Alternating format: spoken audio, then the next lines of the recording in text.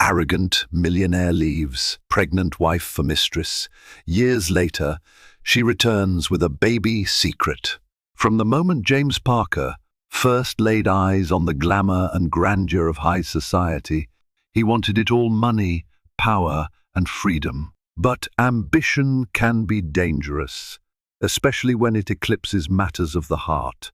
In this gripping story, we witness the downfall of a once happy marriage as James's arrogance drives him away from his pregnant wife, Addison, and into the arms of a calculating mistress. Years later, Addison reappears without warning, holding a baby in her arms and harboring a secret that threatens to unravel the entire Parker dynasty. Brace yourself for betrayal, redemption, and unexpected twists at every turn. James Parker was born and raised in the bustling suburbs of Westchester County, where immaculate lawns and stately homes betrayed both wealth and deep-rooted family politics. His father, Edmund Parker, was a well-connected real estate developer who specialized in refurbishing historic properties across the East Coast, including a landmark deal in Charleston that, for a time, made headlines in the New York Times. James was brought up in a world where extravagance was the norm, where people measured success in zeros on a check and in the names one could casually drop at dinner parties. Even as a young teenager, James exhibited a talent for negotiation and a taste for extravagance. In high school, he drove a sleek Mustang while his peers struggled to pay for used cars. At the age of 19, he made his first major business deal by flipping a derelict apartment building his father had handed over to him as a learning project. Over the course of 2 years, James cultivated that small real estate flip into a thriving enterprise. By the time he was 25, James had garnered the reputation of being the next big thing, a golden child in the real estate world. It was at a gala in downtown Manhattan that James first laid eyes on Addison Sullivan. She was a recent graduate of Columbia University, planning to become a journalist. Unlike the women James typically courted, those dazzled by his fortune, Addison was thoroughly unimpressed by his flashy lifestyle. When James tried to charm her with stories of private jets and lavish vacations, Addison simply smiled politely, sipped her champagne, and gently redirected the conversation to less boastful topics. For James, her indifference was electrifying, a challenge he hadn't experienced. It compelled him to chase not just her attention, but also her approval. Despite her initial skepticism, Addison eventually recognized there was something more to James beyond his bravado. He exhibited genuine curiosity about her aspirations, her passion for investigative journalism, and her small-town upbringing in Rhinebeck. On their first official date, James swapped out his Lamborghini for a borrowed Ford sedan, taking her to a cozy family restaurant in her old neighborhood. They spent the evening talking about their dreams, with James envisioning an empire built on real estate acquisitions, and Addison describing her desire to uncover stories that would actually change lives. Love blossomed quickly. With Addison by his side, James found himself focusing more on philanthropic endeavors. He even invested in a scholarship program at Addison's alma mater for aspiring journalists. Addison, for her part, started to see James not as a smug heir, but as a wounded soul who had rarely known simple, unadorned affection. Before long, they were engaged, then married in a grand ceremony at Edmund Parker's estate, replete with antique crystal chandeliers, string quartets, and a guest list that read like "Who's Who in East Coast business." In the early days, their relationship was a formidable partnership. Addison balanced James's flashy risk-taking with caution and empathy.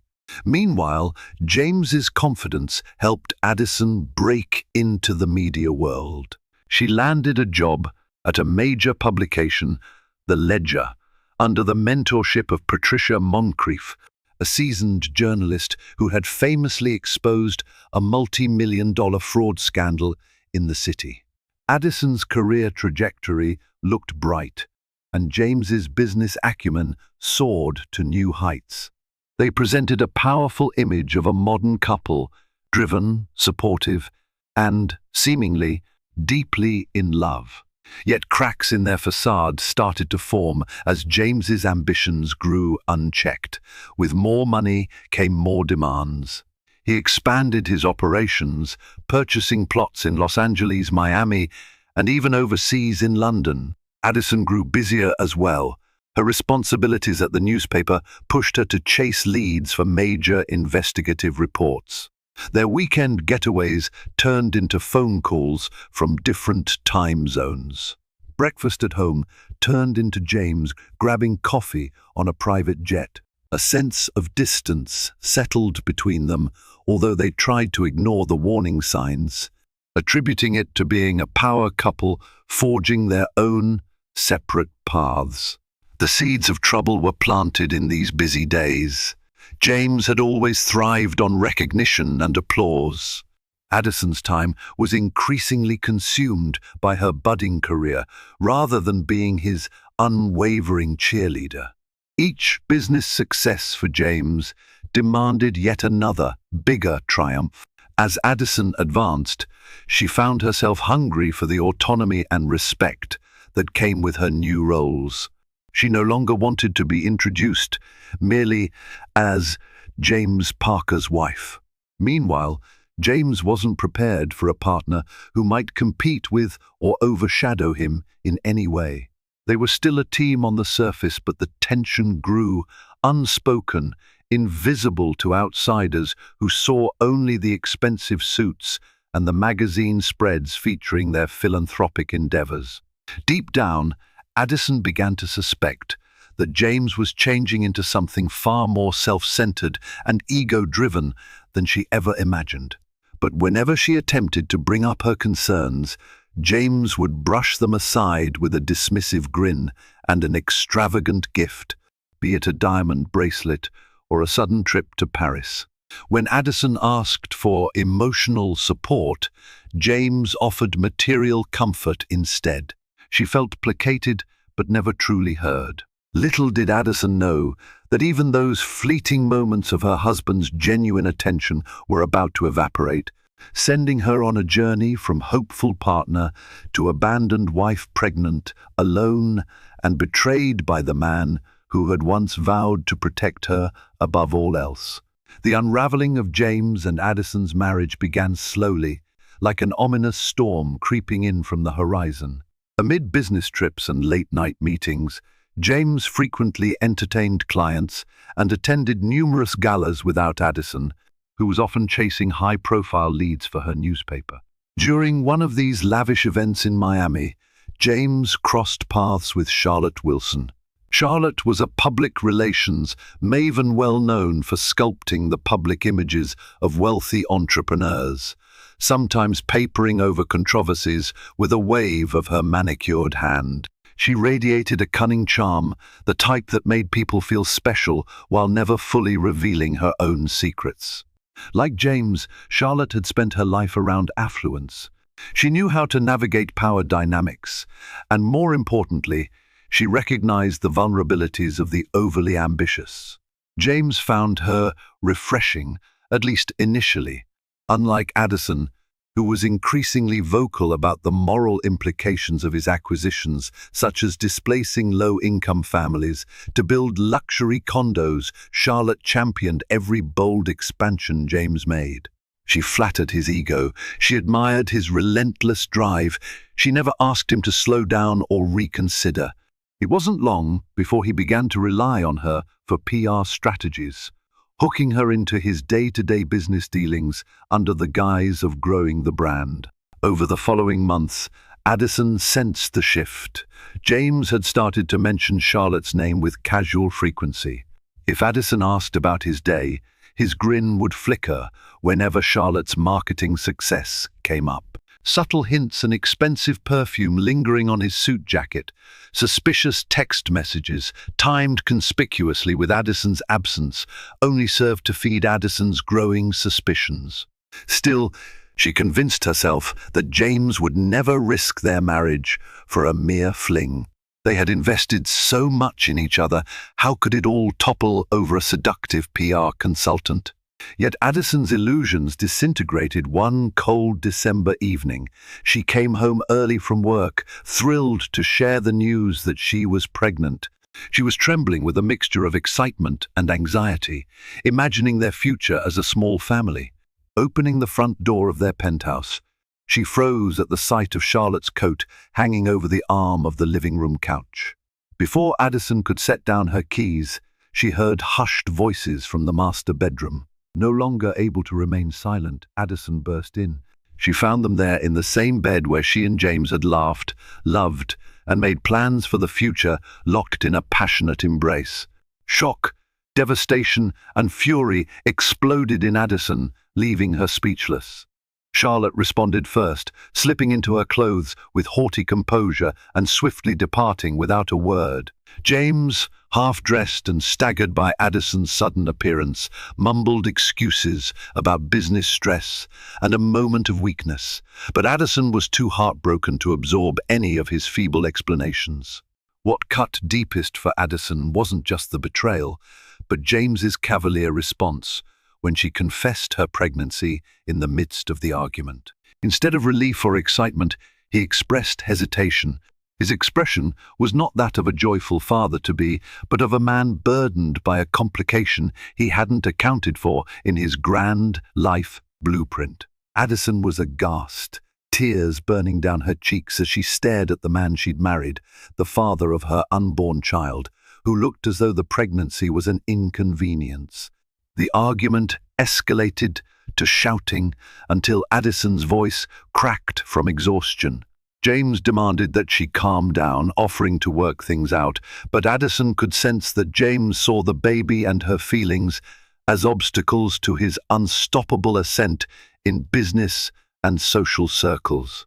In a final, breathless moment, Addison told him she was leaving. She vowed that if he couldn't even begin to show remorse or excitement about their child, then he didn't deserve to be a father. That night, Addison walked away, determined to forge a life for her unborn child, away from James's toxic influence. She moved into a small apartment in the outskirts of the city, aided by her mentor, Patricia Moncrief, who offered financial and emotional support. Addison's father, Robert Sullivan, also stepped in with a modest loan, urging her to consider legal action. But Addison was disillusioned by the law as it applied to James's wealth and influence. She wanted to shield her child from a vindictive, power-hungry father rather than battle him for petty settlements or child support.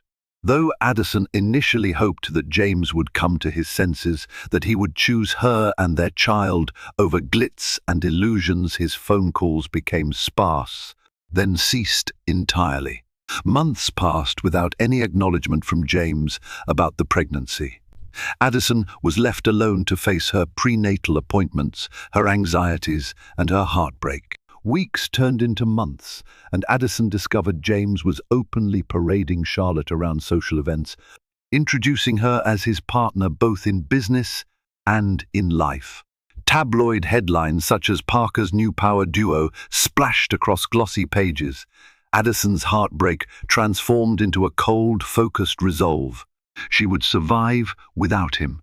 She would raise her child as a single mother. She refused to succumb to bitterness, but she harbored a deep resentment for the betrayal and for James's indifference toward their future son or daughter. Still, the heartbreak was only the beginning. Life had more trials in store for Addison, but it also had unexpected blessings. Far away from James's empire, Addison began to rediscover her sense of purpose. Pregnancy became a transformative experience, and she realized she had to stand strong for herself and for the little life growing inside her. She couldn't know that years later, fate would bring her back into James's orbit, armed with not just a child, but a shocking secret that would shatter the very foundation of the empire James had so ruthlessly built. Addison gave birth to a baby boy, whom she named Oliver. She didn't include James's last name on the birth certificate, nor did she inform him of the birth. Part of her ached for closure, a conversation, an apology, perhaps even a renewed attempt at fatherhood. But James's radio silence over the past several months had shattered any illusions of reconciliation. In the modest apartment she now called home, Addison worked freelance assignments for the Ledger, submitting investigative pieces under Patricia Moncrief's mentorship. The pay was minimal compared to James's fortune, but it was enough to cover rent and provide for Oliver. Whenever Addison felt her determination waver, particularly on nights when Oliver cried incessantly, and her exhaustion weighed on her like an anchor, she reminded herself of James's dismissive attitude, of how he had looked at her pregnancy like a burden. During these demanding months, Addison found unexpected allies. One was Marisol Castillo, her neighbor, a single mother raising two boisterous daughters. Despite their vastly different backgrounds, the two women bonded over the shared challenges of parenting alone. Marisol offered practical advice, from affordable childcare options to a local discount on groceries. Another was Addison's father, Robert, who would drive down from Rhinebeck every couple of weeks, cradling Oliver with a doting grandfather's pride and helping Addison fix various broken furniture items that came with the cheap apartment. Yet beneath her day-to-day responsibilities, Addison felt the heavy weight of heartbreak. The divorce was never formalized. James simply vanished from her life, seemingly more concerned with Charlotte and business expansions. Because Addison had left, James never filed any paperwork. Possibly he assumed Addison would pursue alimony, but she stubbornly refused to cling to a marriage certificate in which the husband had no real interest. Over time, people stopped asking about James. Addison's close circle understood that she didn't want to talk about him, and acquaintances simply assumed the marriage was over. Meanwhile, James's empire soared to new heights. He relocated his headquarters to a shimmering skyscraper in downtown Manhattan, where Charlotte's PR mastery amplified his brand. High-profile interviews with financial magazines painted James as a philanthropic visionary, though Addison knew from her investigations that several of his property deals evicted long-term tenants to build luxury high-rises. Those who dared to criticize him found themselves drowned out by glowing coverage about his charitable contributions. Every once in a while, Addison's resolve faltered. She'd recall the early days of their marriage, the nights they spent dreaming about building something meaningful together, or the moments James would stroke her hair while she read him excerpts of her latest investigations. She wasn't naive. She understood that James had changed, but she also wondered if the man she once loved still lingered beneath that gilded exterior. Late at night, she'd watch Oliver sleep and entertain the painful thought, should she try to reach James so Oliver could know his father? That idea was often punctured the following morning by a fresh tabloid story. James and Charlotte's public escapades, attending art auctions, vacationing in the Caribbean, hosting lavish fundraisers, revealed a man intoxicated by fame and fortune. He never addressed Addison publicly, never spoke of the child she carried when she left. This was enough to remind Addison that James had effectively shut the door on fatherhood. Yet Addison pressed on, determined to create a bright future for her son. She spent hours at the public library, studying old property deeds and investigating potential fraud for the Ledger's next big expos. The piece she was working on could be a breakthrough, one that might catapult her into the upper echelons of journalism. Patricia believed Addison had the skill to uncover stories with real societal impact. She just needed her big break. That break arrived unexpectedly when Addison was assigned to investigate the financing of a sprawling commercial project in Midtown, a project with suspicious shell companies funneling money. As Addison dug deeper, she realized one of these shell companies was indirectly owned by none other than James Parker. Whether James was aware of the illegality or not, Addison discovered enough anomalies to suspect serious wrongdoing. A swirl of contradictory emotions stirred inside her.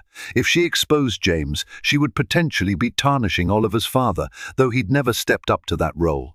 But Addison was a journalist first, and the truth was non-negotiable, especially if people were being deceived. In the midst of Addison's moral quandary, life threw another curveball. One sweltering summer afternoon, a phone call came while Addison was feeding Oliver mashed bananas. It was from a private investigator named Terence Bromfield, hired by an anonymous client. He wanted to verify Addison's address, her marital status, and Oliver's age. Addison's heart raced. She demanded to know who the client was, but Bromfield refused to disclose. After an anxious few days, Addison guessed that James was behind this. Perhaps Charlotte felt threatened by Addison's existence.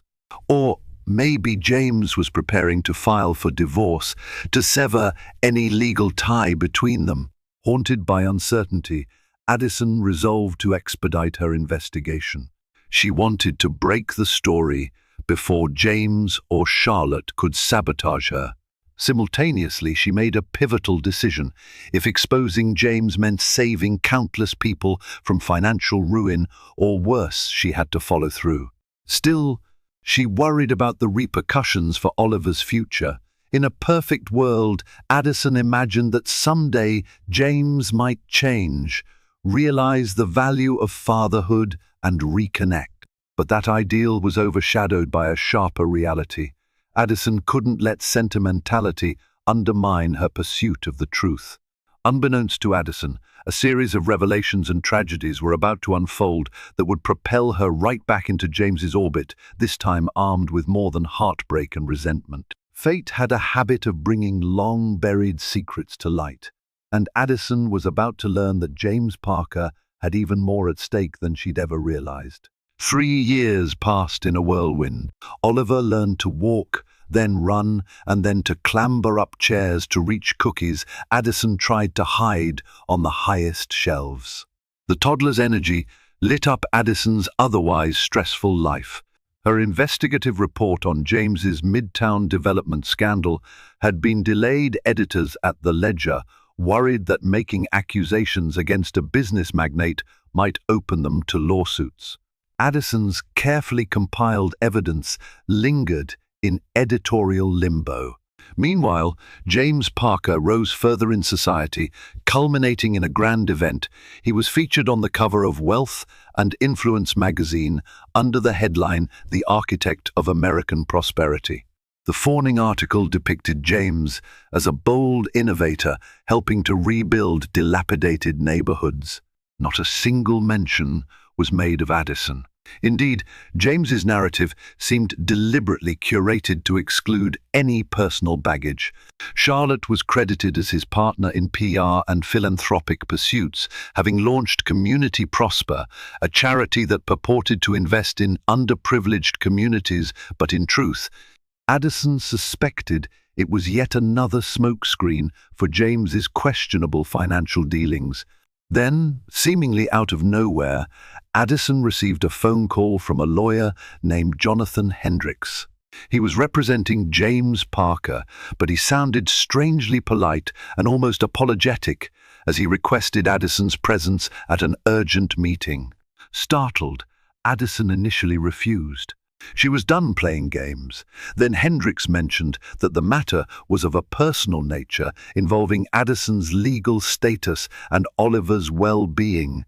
Addison's journalistic curiosity flared.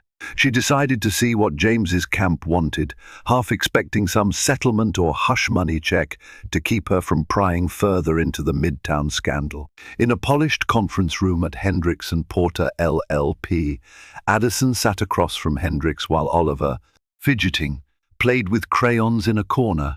The lawyer handed Addison a manila folder, which contained divorce papers. She scanned through the documents, noticing a notable clause. James was offering Addison a substantial sum, enough to buy a comfortable home, pay for Oliver's education, and more, under one condition. She agreed to sign a non-disclosure agreement, NDA, about their relationship and about any knowledge of James's business affairs.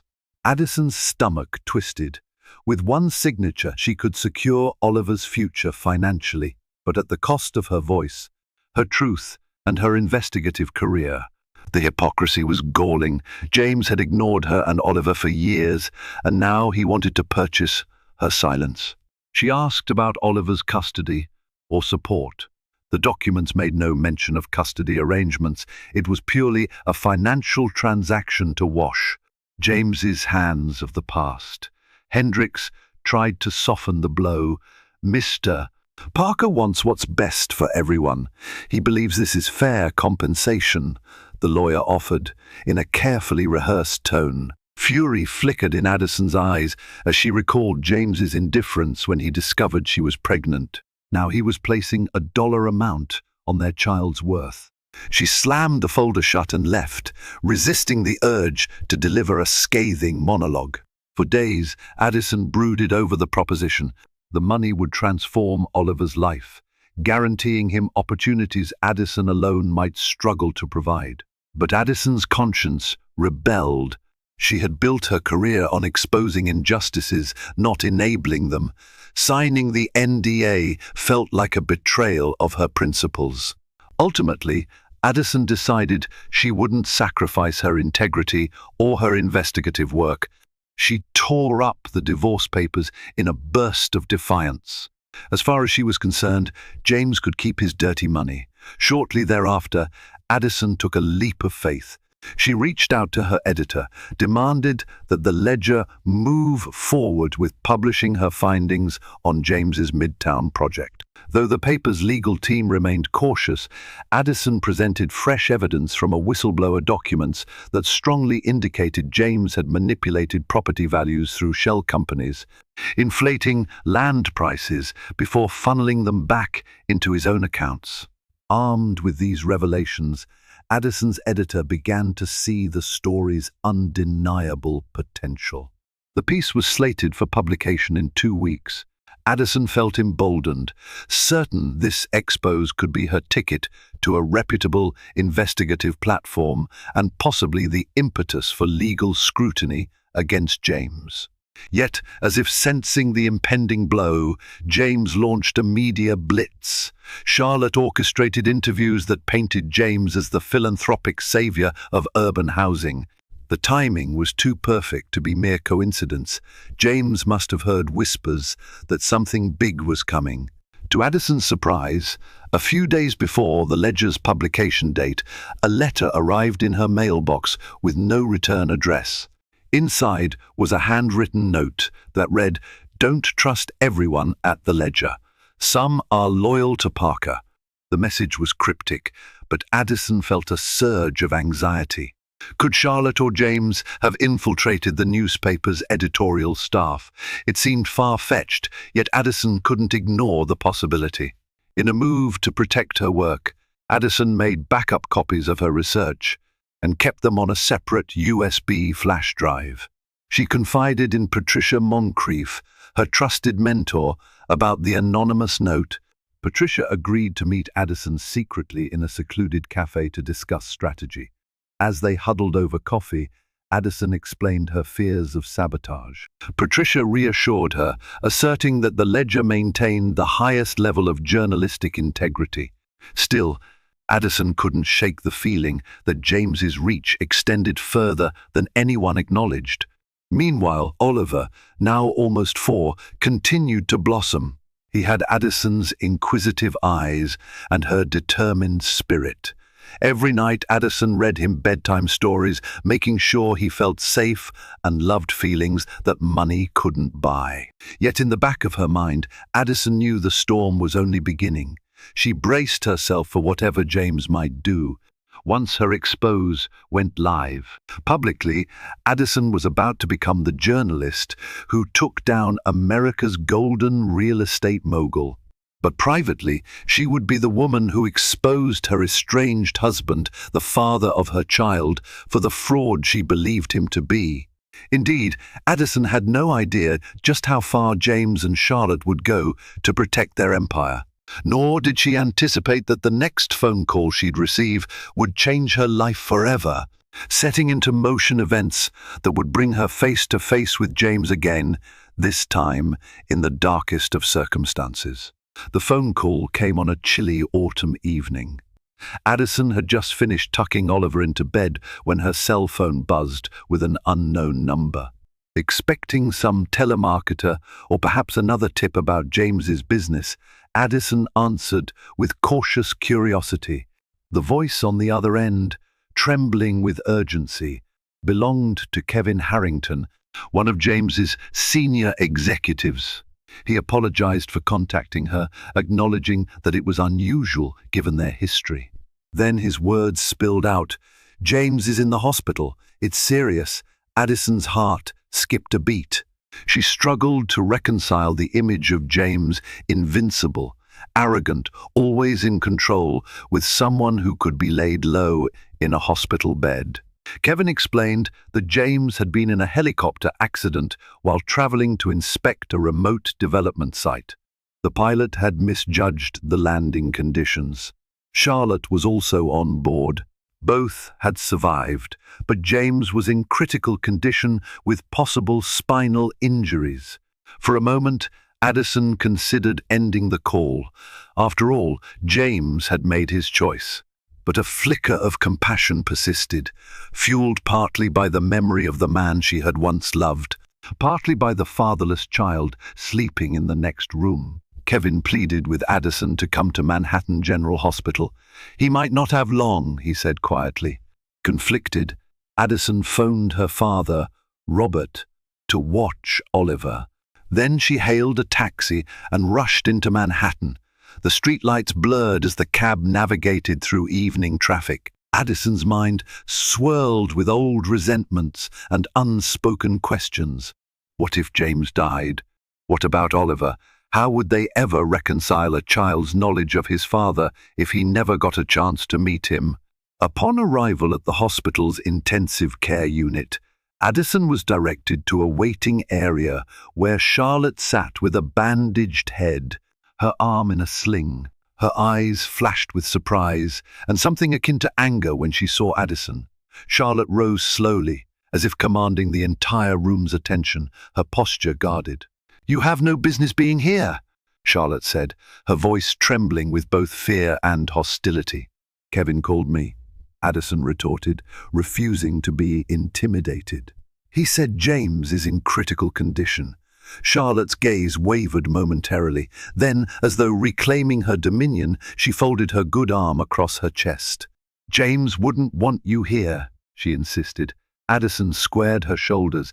"I have a child with him. Whether you like it or not, that matters." Before their confrontation could escalate, a doctor approached, calling out Charlotte's name. Addison followed close behind. The doctor explained that James had sustained multiple fractures, internal bleeding, and a precarious spinal injury. The next 24 hours were crucial. A series of surgeries awaited him, each carrying significant risk. Addison felt an ache in her chest. Despite everything, she never wanted James to die like this alone, in pain, without any sense of reconciliation.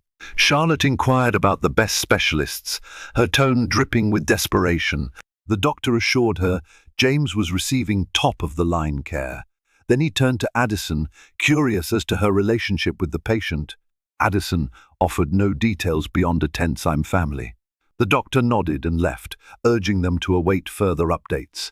Exhausted and emotionally raw, Addison collapsed into a chair in the corridor. She stared at the white tiles, the antiseptic smell of the hospital stinging her nostrils.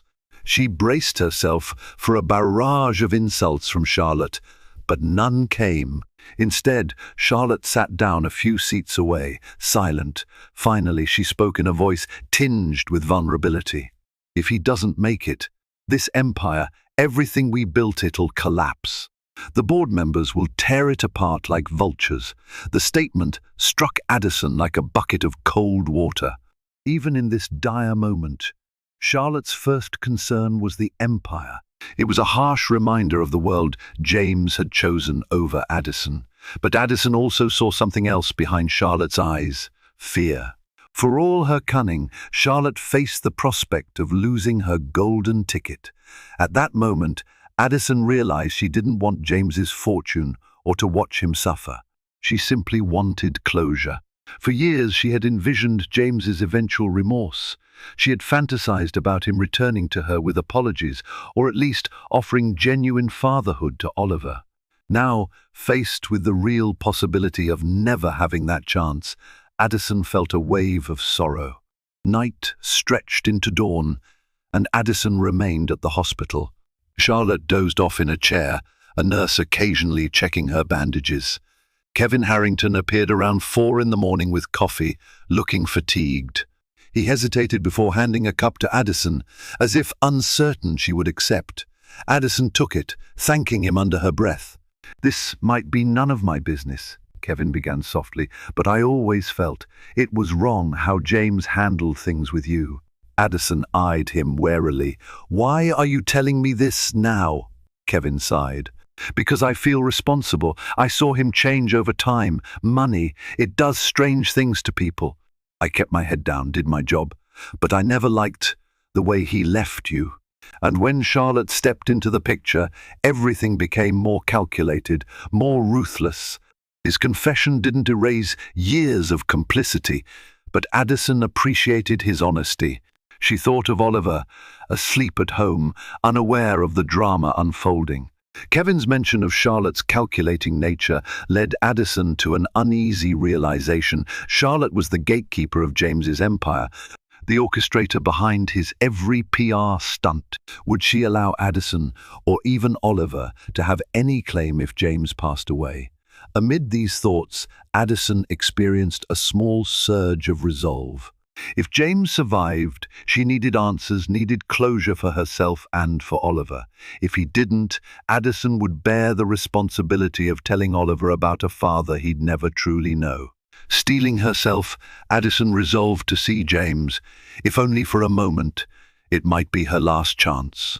As dawn broke, Addison cornered a nurse and explained she was James's estranged wife, the mother of his child. "Please," she said softly, "just a few minutes." The nurse hesitated, then nodded, motioning Addison to follow. Behind the heavy door of the ICU, Addison found James in a private room. Tubes and monitors surrounded him, his face pale, his body swathed in bandages, Addison's throat constricted. This was not the powerful, arrogant man she'd known. He looked fragile, mortal. Unable to fight back tears, Addison approached his bedside, taking in every detail: the bruises on his cheeks, the steady beep of the heart monitor. She gently laid a hand on his forearm. He shifted slightly, eyes fluttering open for the briefest moment. Addison caught her breath, expecting him to speak or perhaps recoil in surprise, but he merely gazed at her in a haze of medication and pain. "James," she whispered, her voice trembling. "It's Addison. I'm here." He made a faint noise, his lips trying to form words. She leaned in closer. Whether he recognized her or not was unclear. The medication and the injuries might have rendered him only partly conscious. But for that fleeting moment, Addison saw something akin to regret or longing in his eyes. Then his eyelids drifted closed again. Addison squeezed his hand, tears slipping down her cheeks. She recalled the young couple they once were, sharing hopes and dreams. It felt like another lifetime. In the sterile hush of the ICU, she found a quiet prayer on her lips. Let him live. Let them all have a chance to reckon with the past. She wasn't aware that outside, behind that closed door, Charlotte was listening. And that Charlotte, fueled by jealousy and an instinct for self-preservation, had her own shocking secret, one that threatened to upend everything Addison thought she knew about James, his business, and the child Addison had raised alone. Over the next week, James underwent multiple surgeries. The doctors painstakingly repaired internal injuries, stabilized his spine, and monitored him around the clock. Addison continued to visit daily, though she avoided Charlotte whenever possible, slipping into James's room for brief moments to witness the slow but promising improvement in his condition. Each day, he grew more alert, able to speak in short, raspy sentences. On one particularly tense morning, Addison stepped off the elevator to find a crowd of executives from Parker Enterprises waiting outside the ICU. Their faces were grim, the future of the company hinged on James's recovery, and they all seemed anxious. Charlotte, with her arm in a sling and a bruise across her temple, paced restlessly, barking instructions into her phone. She glared at Addison as soon as she noticed her, but Addison walked past, undeterred. Inside James's room, Addison found him propped up slightly in bed. His eyes met hers, and for the first time in years, they exchanged a moment of genuine, unspoken recognition. Addison approached cautiously, unsure if James would lash out or show gratitude. He spoke in a strained whisper. "You came." Addison nodded, unsure how to respond. "I heard about the accident. I wanted to see if you were all right." James tried to shift, grimacing with pain. "I'm not proud of how things ended," he managed, eyes flickering with shame. "I never reached out. I'm sorry." A lump formed in Addison's throat. She had rehearsed so many retorts over the years, yet they all evaporated in the face of James's vulnerability. Instead, she heard herself say, "I didn't come here for an apology." But it's good to finally hear it. They lapsed into silence until Addison mustered the courage to mention Oliver. "He's almost 4 now. He's an incredible boy. Bright, curious. He has your wit, I think." James's expression was a tapestry of regret and wonder.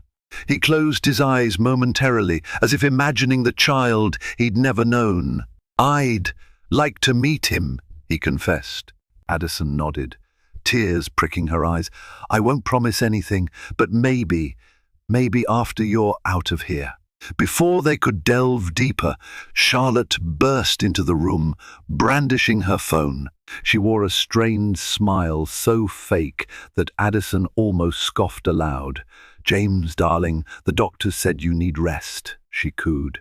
She shot Addison a glare that said, "Get out." Not wanting to cause further drama, Addison excused herself. Yet relief and caution warred within her. James wanted to meet Oliver, a step Addison had once dreamed of, but now she feared Charlotte's interference. Moreover, Addison still had her expose on hold, awaiting a final green light from the ledger. Could she release an article that might land James in legal jeopardy while he lay in a hospital bed? The next day, Addison remained uncertain about her next moves. She spent the morning taking Oliver to preschool, feeling guilty for being so preoccupied. As she returned to her apartment, her phone buzzed. It was Patricia Moncrief, her editor and mentor. "Addison, we have to publish the article," Patricia said without preamble. "Somebody leaked portions of your research to a rival paper. If we don't break this first, we might as well bury it." A cold dread settled in Addison's stomach. "How much do they have?" she asked. "Enough to run a compelling story, but not the complete evidence. We still have the upper hand, but we have to move quickly," Patricia replied. "We're going live on our website in 48 hours. Despite her personal entanglements, Addison understood the urgency. This was her job, her ethical duty.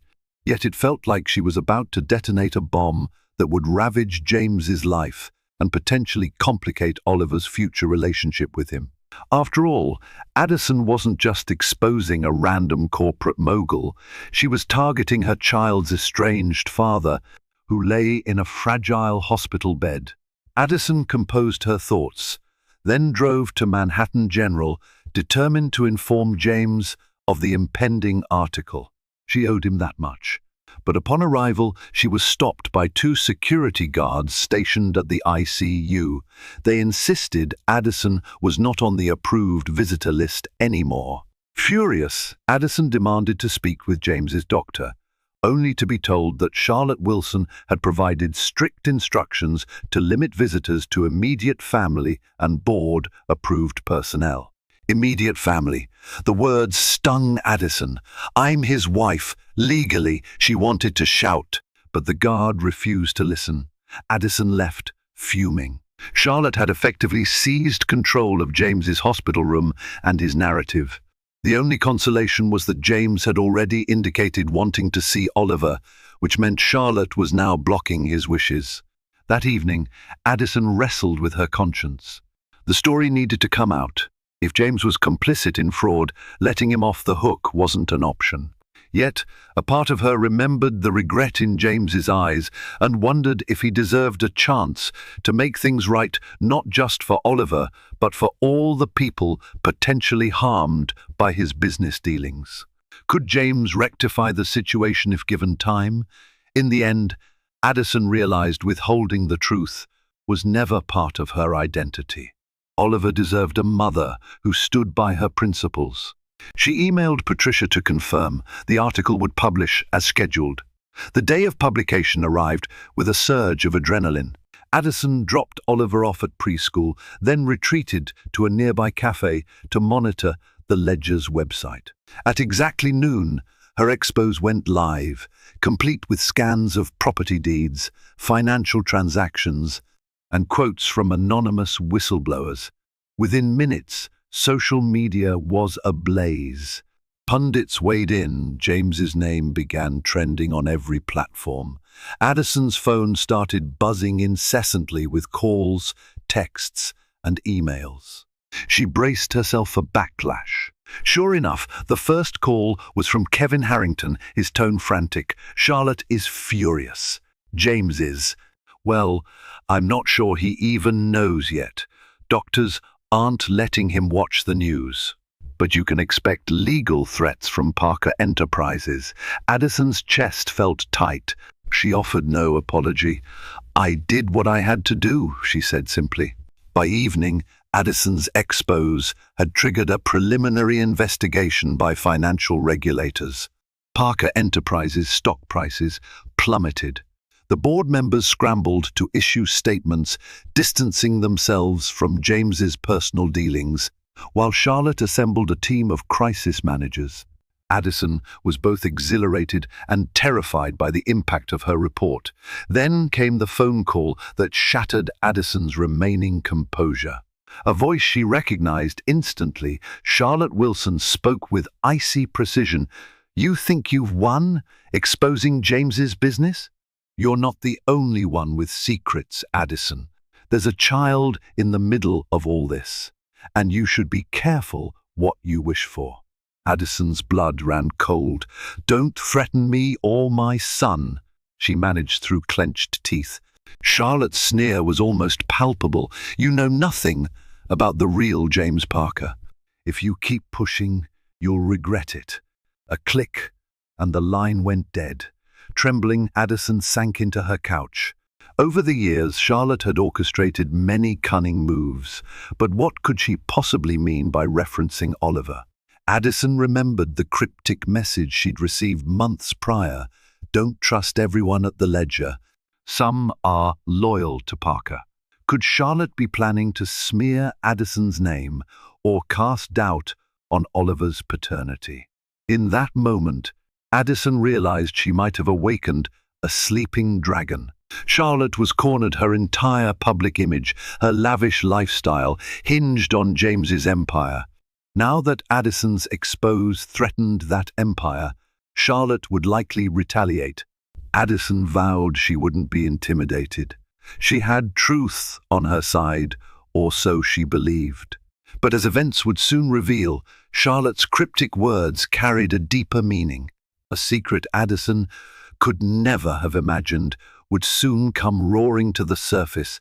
forcing Addison and James to face not just the aftermath of financial scandal, but a revelation that could unravel every assumption Addison had about her child, her marriage, and the life she tried so hard to build.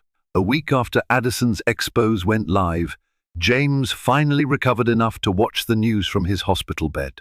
The shocking revelations about shell companies and fraud rattled him, but he was more overwhelmed by Addison's betrayal, at least.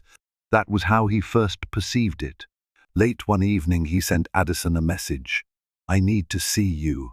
She arrived, bracing herself for confrontation, only to find James frail and contrite.